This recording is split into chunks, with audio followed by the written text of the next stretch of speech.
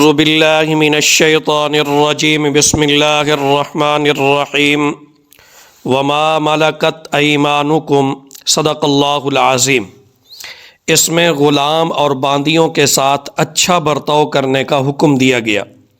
الحمدللہ ہمارے زمانے میں شرعی طور پر کوئی غلام باندی موجود نہیں ہے، لیکن آقا اور ملازم کا رشتہ تو موجود ہے۔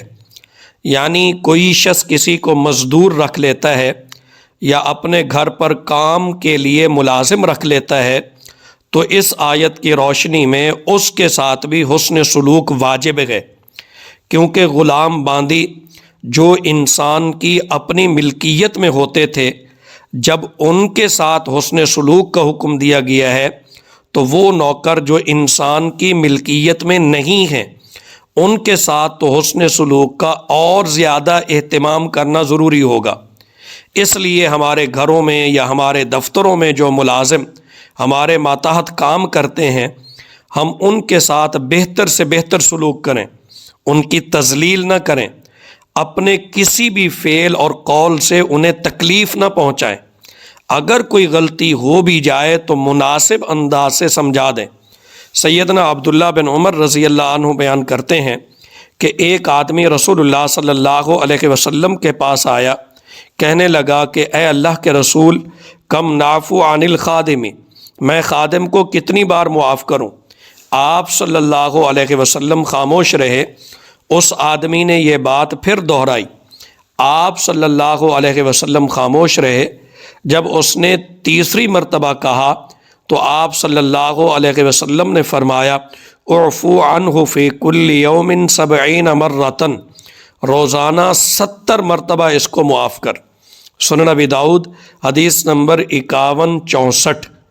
سیدنا ابو ذر رضی اللہ عنہ بیان کرتے ہیں کہ رسول اللہ صلی اللہ علیہ وسلم نے ارشاد فرمایا، یہ تمہارے خادم، تمہارے ملازم، تمہارے بھائی ہیں، وہ بھی تو انسان ہیں، اگر ان میں سے کوئی تمہارے موافق نہ چلے تو انہیں بیچ دو۔ یعنی مطلب یہ ہے کہ نوکری سے نکال دو، فارغ کر دو، اللہ کی مخلوق کو عذاب نہ دو۔ اس وقت غلام تھے، اب غلام تو نہیں ہوتے، لیکن ہمارے گھروں اور دفتروں میں ہمارے ماتحت ملازم کام کرتے ہیں جو تنخواہ لیتے ہیں، ان کے بھی وہی حقوق ہیں۔ ملازم پسند نہیں یا کوئی بھی وجہ ہے، فارغ کر دو، لیکن مارنا پیٹنا بالکل بھی جائز نہیں، حتیٰ کہ تحقیر آمیز رویہ اختیار کرنے سے بھی منع فرمایا۔ قرآن و حدیث کی تعلیم یہ ہے کہ ان کے ساتھ ہمدردی، خیر خواہی اور اچھائی کا معاملہ کیا جائے۔ کتنے واقعات ہمارے سامنے ایسے آتے ہیں کہ دیکھا جاتا ہے کہ ملازم کو پیٹا جا رہا ہے، مارا جا رہا ہے، بسا اوقات اسی وجہ سے ملازم کی موت بھی ہو جاتی ہے۔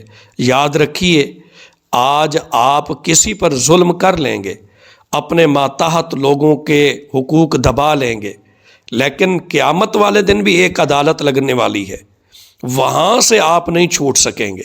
دنیا میں تو آپ تشدد کر لیں گے، لیکن قیامت والے دن بھی تو جواب دینا ہے نا۔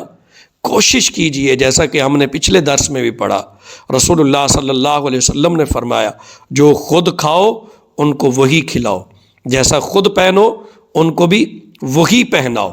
تو کوشش کیجئے جو آپ کے ماتحت کام کر رہے ہیں یا آپ کے گھر میں جو ملازم ہیں یا آفس دفتر میں، ان کے ساتھ بہتر سے بہتر برتاؤ رکھیں۔